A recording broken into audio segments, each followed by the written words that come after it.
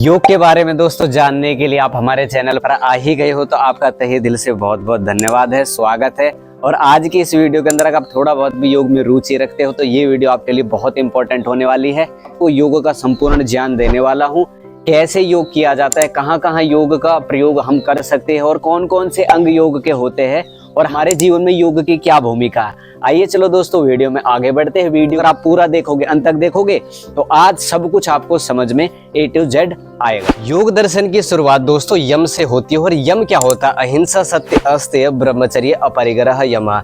महर्षि पतंजलि ये कहते हैं अगर आप योग में प्रवेश करना चाहते हो तो आपको पहले इन 5 नियमों का पालन करना पड़ेगा, इसके बाद नियम की बारी आ जाती है। लेकिन यम होते क्या है, पहले हम यम को समझते हैं फिर आगे बढ़ेंगे। देखो अहिंसा, अहिंसा का अभिप्राय क्या होता है? हम किसी भी दूसरे प्राणियों को मन से, कर्मों से और वाणी से पीड़ा न दे, इसको अहिंसा बोला जाता है। और सत्य क्या होता है? सत्य देखो आप समझते ही हो, सत्य में यही होता है जिनों के प्रति हम उसी भाव से अपना वर्क करने लग जाए, कामने लग जाए और छल कपट को मन से त्याग दे, यही सत्य। अस्तेय होता क्या? अस्तेय होता है कि मन में दूसरे के पदार्थों को न लेने की जो भावना है, चोरी न करने की भावना है, उसको अस्तेय बोला जाता है। अगर आप अस्तेय का पालन करोगे तब भी आप योग कर रहे हो। और फिर आ जाता है ब्रह्मचर्य। ब्रह्मचर्य का मतलब क्या होता है? देखो ब्रह्मचर्य के बारे में अगर यूट्यूब के ऊपर आप सर्च करोगे तो दुनिया भर की चीजें आपको मिल जाएगी, लेकिन ब्रह्मचर्य का सीधा सा मतलब होता है कि जो व्यक्ति ब्रह्म को पाने की इच्छा से संसार के अंदर विचरण करता है, अपनी इंद्रियों को नियंत्रण करके और भगवान के अंदर उतर जाता है, अपने भीतर उतर जाता है, इसी को ब्रह्मचर्य बोला जाता है। और अपरिग्रह का मतलब होता है ऐसे विचार अपने मन के अंदर रखना जो आपके लिए उच्च है, जो आपके लिए अच्छे है। ऐसे विचारों को स्थान ही नहीं देता जो हमारे लिए अच्छे नहीं है, और बाहरी वस्तुओं को भी स्थान नहीं देता जो हमारे लिए उपयोगी नहीं होती है। इसलिए आपको अपरिग्रह का भी पालन करना है। ये 5 महर्षि पतंजलि ने बताए हैं जो आपको फॉलो करने हैं। अब हम नियम के बारे में बात करेंगे। देखो नियम क्या होता है? शौच, संतोष, तपस्, स्वाध्याय, ईश्वर प्रणिधानानि नियमः। अब उसमें शौच का क्या अभिप्राय होता है? मतलब कि हम अपने शरीर की, मन की, बाहर की जितनी भी शुद्धि रखते हैं तो हमारी साधना पूर्ण होती है। अगर हम शुद्धि नहीं रखते तो साधना में हमारी बाधा पैदा होती है। इसलिए महर्षि पतंजलि कहते हैं कि अगर आप योग में प्रवेश कर रहे हो आपको शुद्धिकरण करना पड़ेगा अपने शरीर का, मन का, कपड़ों का, बाहर का, जहां भी आप रहते हो। तो सोच। फिर इसके बाद आ जाता है संतोष। संतोष का क्या अभिप्राय होता है? अपने मेहनत से जो हमको प्राप्त हो जाए उसमें संतुष्ट रहना, अपनी वृत्तियों को नियंत्रित रखते हुए ज्यादा लालच, लोभ में न फंस करके जो हमको प्राप्त है वहां हमको सब्र कर लेना, इसको संतोष बोला जाता है। फिर आ जाता है तप। तप का मतलब होता है सर्दी, गर्मी, भूख, प्यास, लाभ, हानि, मान, अपमान, जय, पराजय, इनको सहन करना और प्राणायाम करना। ये प्राणायाम अंग भी है और तप भी है। फिर स्वाध्याय का मतलब होता है मोक्ष शास्त्रों का अध्ययन करना, जैसे श्रीमद् भागवत गीता है, योग दर्शन है, सांख्य दर्शन है। इनका आप अगर स्वाध्याय करोगे तब भी आप योग ही कर रहे हो। फिर सबसे अंत का आ जाता है ईश्वर प्रणिधान। देखो ईश्वर प्रणिधान का क्या अभिप्राय होता है? जब आप कोई भी कर्म इस संसार का कर रहे होते हो और अपने उस कर्म को जब अंतिम में या फिर करते समय यज्ञ की भावना से करते हो कि ये जो मैं कर्म है ना, ये सृष्टि की भलाई के लिए, सृष्टि के लिए कर रहा हूं, तो वही चीज हमारे लिए एक योग बन जाती है, योग में हो जाती है। तो हमको ये चीज ध्यान करनी, जो भी हम कर्म करते उसको हम भगवान अर्पण करके करेंगे ना तो वो कर्म हमको बांधेगा भी नहीं, क्योंकि बंधन ही होता है जो कर्म हमको घुमाता रहता है। इसलिए ये जो नियम है ना, ये 5 के 5 इंपॉर्टेंट है। आपको ये यम और 5 मैंने आपको नियम बताए हैं, इनको आपको पालन करना है। दोस्तों बात करेंगे तीसरे अंग के बारे में। तीसरा जो अंग है ना दोस्तों योग का, उसको आसन बोला जाता है। आसन का मतलब मैं आपको बता देता हूँ, स्थिर सुखम आसनम, यानी कि जिस भी स्थिति में आप आराम से मन लगा करके सुख में बैठ सकते हैं उसको आसन कहा जाता है। आसन का लाभ क्या होता है? देखो आसन के जय हो जाने पर हम प्राणायाम अच्छे से कर सकते हैं, हमारा शरीर के अंदर ना स्टेबिलिटी क्रिएट हो जाती है और बीमारियों में भी ये लाभ करता है। तो तीसरा तो आसन। आसन में आप कोई भी आसन चयन कर सकते हो, पद्मासन आप चयन कर सकते हो, सुखासन आप चयन कर सकते हो, पश्चिमोत्तानासन आप चयन कर सकते हो। बैठने के लिए जैसी भी आपके शरीर की संरचना ईश्वर ने बनाई है उसी प्रकार से आप आसनों का भी चयन कर सकते हो, बहुत ही आसान है। ये इसका तीसरा अंग है। दोस्तों अब हम बात करेंगे चौथे अंग के बारे में। चौथा जो इसका अंग है वो है प्राणायाम। देखो प्राणायाम का भी बहुत प्रचलन है। अगर आप प्राणायाम के बारे में सर्च करोगे ना नेट के ऊपर तो आपको दुनिया भर की तो वीडियो मिल जाएंगी, लेकिन उनके अंदर अगर सत्यता आपको दिल से लगती है तो ही आप उस चीज को कर पाए। देखो मैं आपको सूत्र सहित बताता हूँ, तस्मिन सति श्वास प्रश्वास गति विच्छेद प्राणायाम है। मैंने काफी तैयारी कर रखी है, इसके बारे में काफी समय से पढ़ रहा हूँ, इसलिए आपको थोड़ा सीरियसली लेना है। प्राणायाम होता क्या है? देखो प्राण विद्या, ऋषि मुनि जब प्राणायाम करते थे तो उनका क्या प्राण बढ़ता था। प्राणायाम के थ्रू उन्होंने अपनी बीमारियों को दूर करना है, तो एक सामान्य सी घटना होती है, उन्होंने अपना जीवन बढ़ा लिया था, अपनी आयु को बढ़ा लिया था। एक वीडियो में पिछली बार भी बोला था कि जब हम प्राणायाम करते तो हमारी आयु बढ़ती है। आप हमें देख रहे हो, आपको लगेगा कि हमारी जो आयु 28 साल के लगभग होगी, आपको बिल्कुल बच्चे के जैसा शरीर प्रतीत होगा। वास्तव में आयु बढ़ती है और शरीर ऐसा हो जाता है बिल्कुल बच्चे के जैसा। जो व्यक्ति योग करेगा, प्राणायाम करेगा, तो ऑटोमेटिकली उसके शरीर के अंदर कुछ जो सेल्स है ना, वो हमेशा ही एक्टिव रहते हैं। इसलिए प्राणायाम का मतलब हो गया प्राण विद्या, अपने प्राणों को साधने की विद्या को ही प्राणायाम कहा जाता है। अब दोस्तों हम बात करेंगे 5वें अंग के बारे में, यम नियम आसन प्राणायाम, और 5वां होता है प्रत्याहार। देखो प्रत्याहार दोस्तों क्या होता है? देखो योग दर्शन के अनुसार स्व विषय संप्रयोगे चित्तस्य स्वरूपानुसार इवेंद्रियाणाम प्रत्याहार है। देखो आपको मैं हिंदी में ट्रांसलेट करके बताता हूं। जब कोई भी योगी पुरुष, कोई भी जो साधना करता है, साधक है, जब वो अपनी इंद्रियों की शक्तियों को बाहर से खींच करके अपने भीतर स्टोर कर लेता है, रोक लेता है, यानी कि कछुए को देखो, वो जब उसके ऊपर मुसीबत आती है तो वो करता क्या? अपने अंगों को भीतर की तरफ समेट लेता है। इसका अभिप्राय क्या हुआ?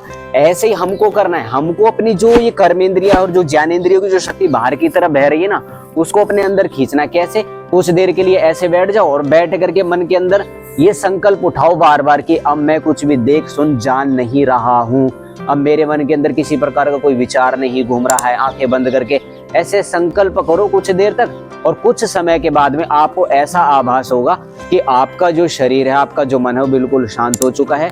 मन के अंदर आपके विचार बहुत कम मात्रा के अंदर आ रहे हैं। इसी को दोस्तों योग दर्शन के अंदर प्रत्याहार बोला जाता है। हमने आपको 5वां जो योग का अंग है ना, उसके बारे में भी बहुत अच्छे से एक्सप्लेन करके बता दिया है।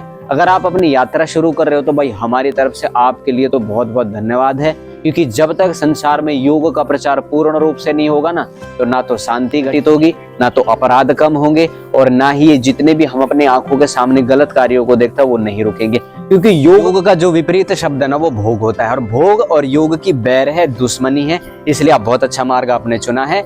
ये था इसका 5वां अंग जो मैंने आपको बताया है। अब हम बात करेंगे 6ठे अंग के बारे में। ये 6ठा अंग भी बहुत अच्छा है अगर आप इसको जान लोगे। देखो मैं आपको बताता हूँ, हमारे शरीर के अंदर असंख्य केंद्र है जहां पर हम अपने मन को टिका सकते हैं, लेकिन हम क्या कहते हैं, हमारा मन भाई टिकता ही नहीं, कभी इधर भागता कभी इधर भागता है, क्योंकि हमने कभी प्रयास किया है? नहीं किया है। आप ये वाला प्रयास करोगे ना, योग दर्शन में कहा महर्षि पतंजलि ने, देश बंधस चित्तस्य धारणा, यानी कि आपके शरीर में बहुत सारे केंद्र है, बाहर भी केंद्र है। आप जहां चाहे अपने मन को टिका सकते हो। कुछ देर के लिए बैठो और अपने मन को ऐसा अभ्यास दो, और अपने मन को वो बताओ कि भाई आपको यहाँ पर रुकना है। नाभि चक्कर में टिकाओ, हृदय चक्कर में टिकाओ, आज्य चक्कर में टिकाओ, सहस्रार चक्कर में टिकाओ, मूलाधार चक्कर में टिकाओ, स्वाधिष्ठान चक्कर में टिकाओ। जहां आपकी इच्छा करती है वहां आप अपने मन को बांध लो। अब आपका मन कुछ दिनों के अभ्यास के बाद बंध जाएगा, तो आपका चित्त भी कंट्रोल होगा और आपकी धारणा घटित होने लग जाएगी। अब हम दोस्तों बात करेंगे 7वें नंबर के बारे में, जो सबसे ज्यादा इंपॉर्टेंट है, जिसका तो प्रचलन आज की डेट में सब करने लगे हैं।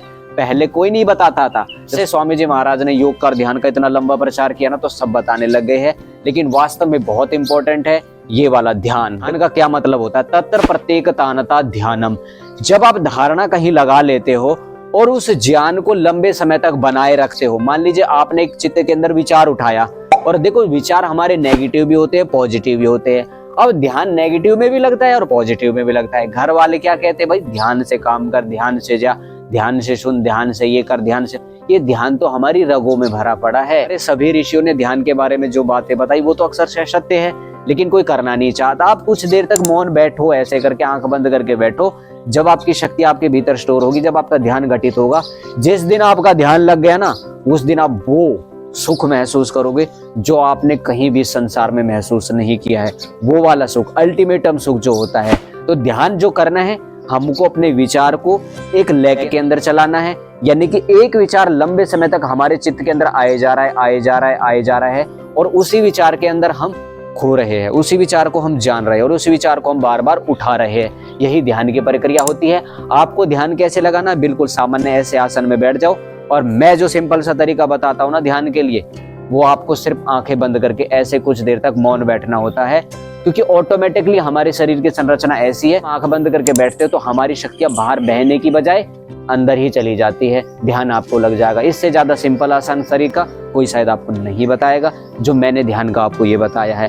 वैसे ध्यान की बहुत सारी पद्धतियां प्रचलित है, सांसों के ऊपर भी ध्यान लगाया जाता है, हवा के ऊपर भी ध्यान लगाया जाता है, पानी की धोने के ऊपर भी ध्यान लगाया जाता है। बहुत सारे ऐसी जगह है जहां पर हम अपने मन को टिका करके योग का अभ्यास कर सकते हैं। अब दोस्तों बात करेंगे हम लास्ट पॉइंट है जो इन सब का शिरोमोर है और जो सबसे बड़ा है, इसको समाधि बोला जाता है। अगर समाधि को आपने समझ लिया, जान लिया ना, तो मैं ये कहता हूँ कि जिंदगी के अंदर ना कोई आपको दुखी नहीं कर सकता। योग का उद्देश्य क्या होता है? दुखों से मुक्ति और संपूर्ण सुखों की प्राप्ति। चाहते हैं कि हमारा जीवन सुख में रहे, सुख में बीते, हमारे चित्त के अंदर नेगेटिव विचार ना है, हमेशा पॉजिटिव चलते रहे। लेकिन योग दर्शन में 5 प्रकार की जो वृत्तियां बताई गई है, प्रमाण, विपर्य, विकल्प, निद्रा, स्मृति, इन 5 प्रकार की वृत्तियों को रोकने का उपाय है समाधि। अब समाधि में होता क्या है?